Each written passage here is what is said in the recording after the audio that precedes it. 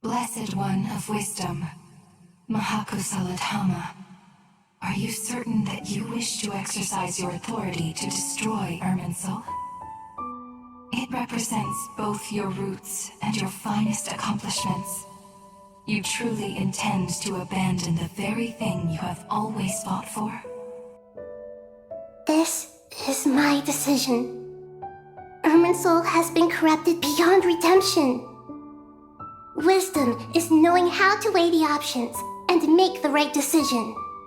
If you truly care about the fortunes of this world, then it is me you should seek to preserve. Planting a seed begins the chain of cause and effect. Since you have become a great tree yourself, why should the loss of another tree be anything to fear? The Pyronosis burned down the corrupted Irminsul. The flames blazed for 7 days and 7 nights before they finally subsided. All that was left were the parts underground. The situation was contained before it got out of hand, so Tevat's most vital information has largely been preserved. The wisdom of Sumeru has ultimately converged into a single, unified entity. Now, Aru shoulders the responsibilities that once belonged to Irminsul.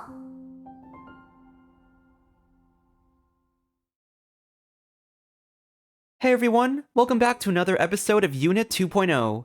A while back, I tried my hand at making a Fontaine-focused regional mechanic, using the Pneumosia Arca system to enable unique buffs for Fontaine characters. For this episode, I'm creating yet another branch-off for Sumeru-focused buffs. I'm gonna cover my take on what the regional mechanic will be, and then I'll implement this concept on 2 of our starter Dendro units, Kale and Tighnari. As always, additional info is down below, and captions are available if you need them. Without further ado, let's get started. With a new regional mechanic, we need to explain what said mechanic does. I chose to name this Pyramidium Theorem. Characters who are considered part of Sumeru will now be able to complete Dreamful Studies, the witch's homework equivalent of Sumeru. I know not everyone is a lore player, and to that I say, it's a 5 to 10 minute quest. Suck it up. Upon completing Dreamful Studies, the character will be considered as a Pyramidia character. They'll receive an unconditional buff to their base kit, some of which may be a general buff, some of which might be related to the next part of this system. Now I'm sure I scared some of you with the clearly clickbaity title. Yes, I am doing a resonance mechanic, but don't worry, this is a good one. The Sumeru cast isn't exactly known for its diversity in team building. The regional roster is very small, and most of the characters to some extent are very reliant on Nahida, so to make this mechanic a regional resonance would be extremely limiting. My take is that Sumeru characters get an expanded elemental resonance. On top of the base buff they get upon completing their quest, they'll get unique buffs based on the elements present in the party. This idea initially stemmed from Nahida's burst mechanic. When it's active, she gets different buffs based on the elements present in the party. Pyro increases her skill damage, Hydro increases her burst duration, and Electro decreases the interval cooldown of her skill hits. The elemental buffs also stack when there are 1 or 2 plus of the relevant elements. The Pyramidia effect is basically Nahida's burst, but on a regional level. Dendro's identity has always been in its reaction system. When Sumeru released, the purpose of the new element was to introduce a myriad of new reactions to the game, so it would make sense for the Dendro region's unique mechanic to focus on its synergies with other elements. Just like all the concepts I develop, nothing's really set in stone, but here's my initial draft of the elemental synergies. I want to stick with what I call the Dendro Pyramid, which means the core is going to focus on Dendro, Pyro, Hydro, and Electro. The characters related to these 4 elements are pretty clear in what their synergies will be, but there are the outliers. Layla is Cryo, and Wanderer and Farazan are Anemo. They are going to be slotted in with Dendro for a synergy with Pyro, Hydro, and Electro. Now, I want to quickly address the other aspect of the Cryo topic. You may have heard rumors that we are getting Rhymegrass in Snezhnaya, which is the Dendro Cryo reaction. There's also rumors of a Cryo Swirl buff on the horizon, and honestly, My choice to include Cryo in this Pyramidia mechanic will be heavily dependent on whether this Rhymegrass reaction becomes real, but it'll also be dependent on whether the reaction gets a universally accessible base form. If they add a base Rhymegrass reaction that any Cryo or Dendro character can trigger, I will add the Cryo branch to Pyramidia. It can be absolutely dogshit in its base form, and there can be like a super Rhymegrass variant for all I care. The bare minimum is that the base form is universal. If unlocking Rhymegrass at all is dependent on some kind of enabler, even if that enabler is the free-to-play Cryo Traveler, there will be no Cryo branch for Pyramidia. And this will be consistent across the board. Pyro characters get no Melt, Hydro gets no Freeze, Electro gets no Superconduct, and Animo won't get Cryo Swirl. I know some of you are probably thinking I should wait before official info comes out before making this video, but I am not gonna wait another 3 months for that info to come out, especially if that info ends up disappointing me. So for now, we're just gonna focus on the reactions we currently have. Let's get back into what I have established for sure. I'm gonna make this video centered around 2 of our Dendro characters, Kale and Tighnari. Both of these characters are not only Dendro, but also standard units, one of them being a 4-star support, the other a 5-star DPS. Since they have pretty simple and straightforward kits, I think it's also good to introduce this branch of the series with simple and straightforward buffs. Because down the line, some of the more unique Sumeru characters will require some creative takes for their Pyramidia synergies. The first of the 2 is none other than our trainee Forest Ranger Kale. Just like many of the other free characters we got in Genshin, Kale acts as this hybrid between damage and support. While she builds her stats for damage, it's not as strong as dedicated DPSs, so her weapon and artifact choices tend to focus on their supportive capabilities. I want to maintain the idea on her kit by making the buffs relate to supporting her team, but the buffs are not going to rely on any of her stats, that way she can keep her damage build. Upon becoming a Pyramidia character, the Cullian Amber Field from her burst will gain a radius increase for a base buff. It will also now activate the Scouting Sonar effect, and it'll track differing Dendro reactions when an enemy is in the field depending on the elemental units present. For 18 seconds after the burst is cast, which means the duration of the 9-second burst, plus an additional 9 seconds after, the Scouting Sonar effect provides different buffs to the team. This effect will reset early if she casts her burst again. Her Pyro synergy is that Kale gains a stack of Thermal Sonar whenever a character triggers Burning or Burgeon, or for every half second an enemy within the field is affected by Burning. Each stack increases the team's elemental damage. Her Hydro synergy is that a stack of Solar Sonar is gained when a party member triggers Bloom or Lunar Bloom on an enemy within the field. Each stack grants a team an Elemental Mastery bonus. Her Electro synergy grants a stack of Energized Sonar when a party member triggers Quicken, Aggravate, or Spread on an enemy within the field. Each stack grants the team a Defense Ignore effect. And for all of these effects, each stack can only be gained at most once every 0.1 seconds. I kept the bonuses on the more generalized side, since Kale is meant to be a general support. As for a lore aspect, Kale has close ties to Amber, who's an Outrider. This title and role is generally related to scouting and tracking. I thought a cool idea for Kale's buff was that the field would be able to track nearby reactions within it, using the intel gathered to provide bonuses to the team. Pyro and Burning teams tend to have good motion value already, so they benefit more from damage percent bonuses. Hydro and its Bloom-related teams don't scale much on personal damage, so even though Kale's C4 provides an EM bonus already, it makes more sense to provide even more EM with her Hydro buff. And finally, Electro with Quicken is also a damage-oriented team, but damage percent was already taken by Burning, so I used Defense Ignore, because it matches a theme that energized attacks can pierce through physical defense. Kale's teams will be very straightforward in dual element comps, but if Kale runs a hybrid team, there may be a split in utility. For example, Quick Bloom teams with Electro and Hydro have a one-sided buff, since Quicken can still benefit from Hydro's EM bonus, but Bloom doesn't benefit from Defense Ignore. Burgeon teams are completely split in utility. DPS units may not benefit from EM, and Bloom can't benefit from damage percent. But Quick Burn teams get buffed in both ways, because damage dealers can make use of both damage percent and defense ignore. Another slight downside to the hybrid teams is that there is a possible caveat that combining certain reactions will create less stacks for any one buff. Overall, since Kale is a free-to-play support, the buffs she provides are a bit on the basic side. In a vacuum, it'll be harder for her to be a competitive choice compared to 5 stars like Nahida or Lauma, since they both run the same kinds of teams, and Nahida will get her own Pyramidia section down the line. If anything, I think she'll be a better alternative to Dendro MC, because I'd probably make the EM bonus from Hydro higher than Dendro MC's 60% EM buff from the A1 passive, and the damage bonus from Pyro will likely be higher than DMC's 12% C6 bonus.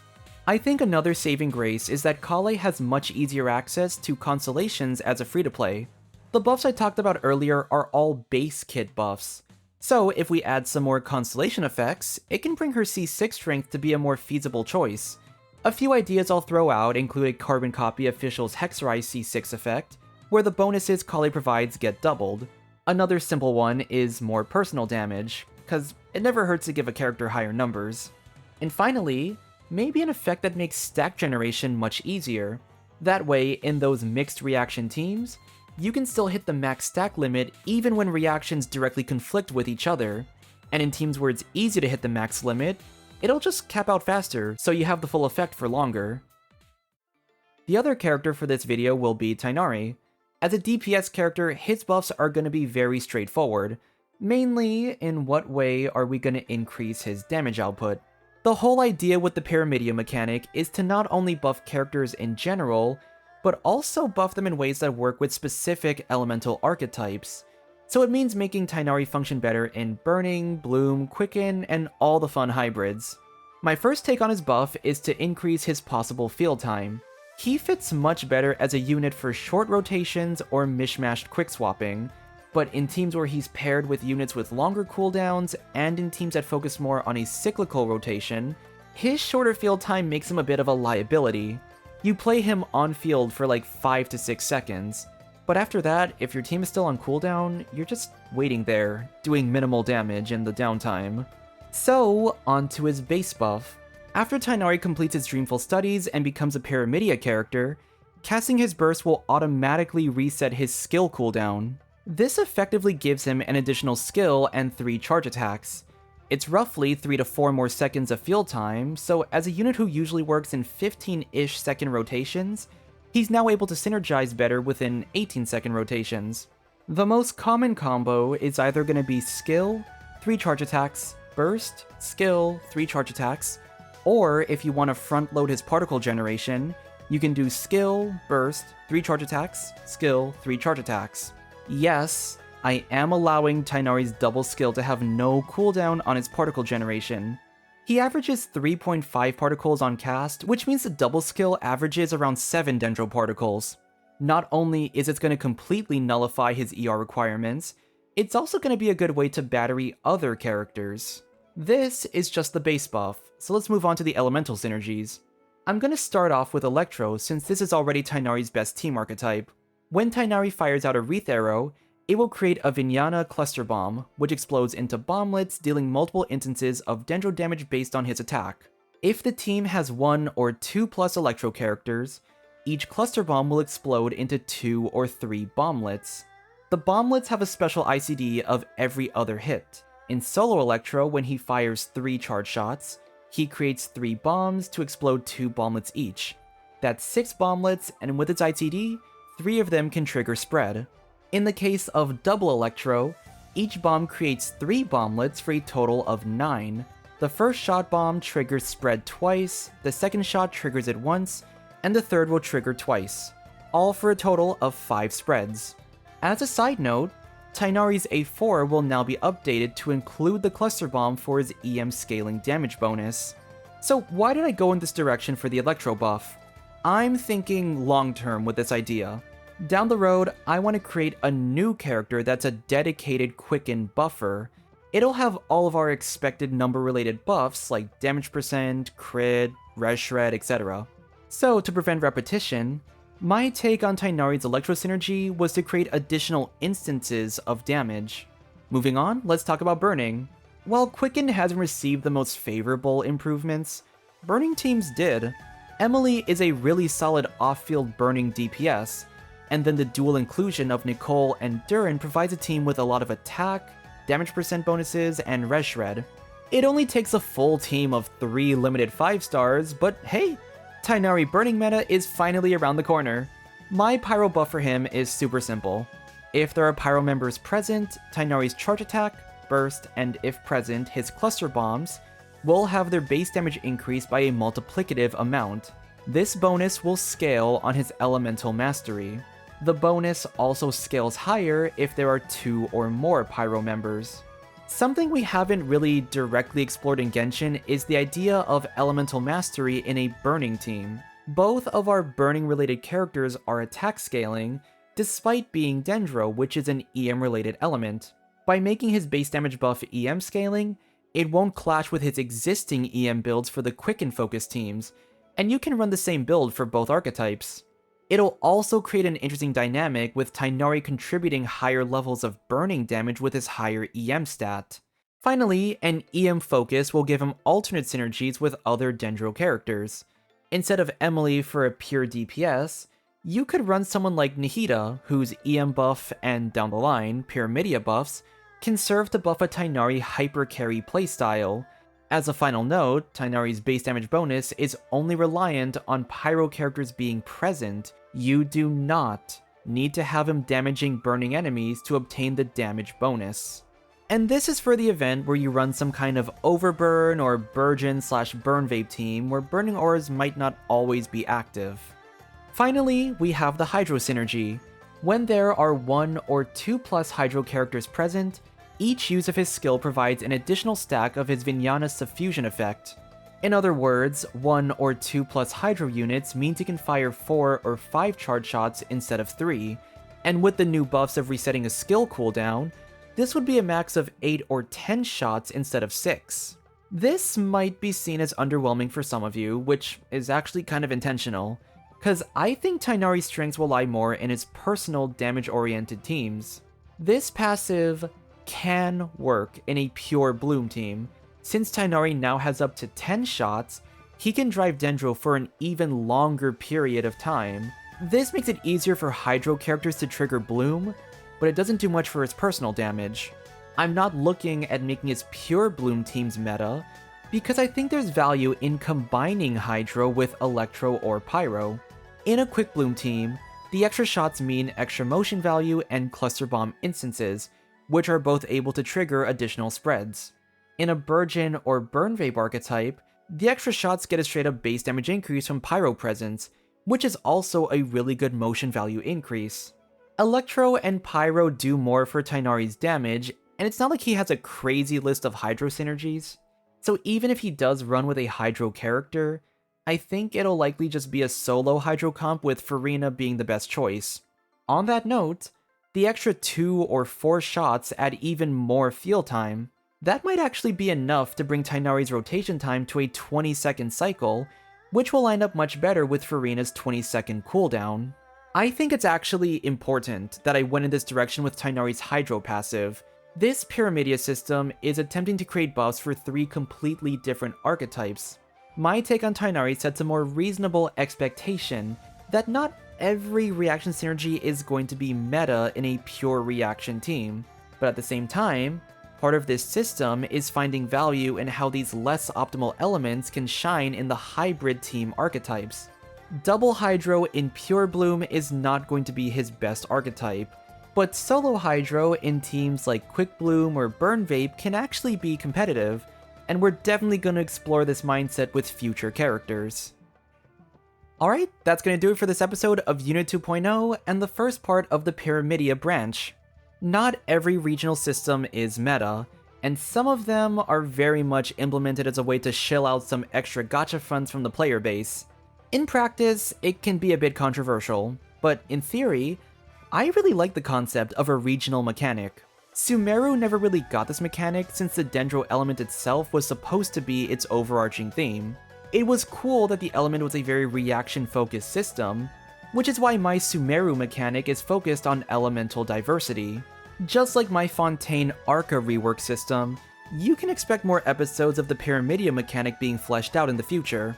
And, as a little confirmation tease, yes, I am workshopping Inazuma buffs for yet another Unit 2.0 branch-off series. No promises on a release date, it'll come when it comes. If you enjoyed the video, consider leaving a like and subscribe to support the channel. Let me know in the comments which buffs you liked, what you would change, and any alternative ideas you might have. If you want to share more of your ideas with our community, consider joining my Discord server. Thank you again for watching, and I will see you all next time. Bye!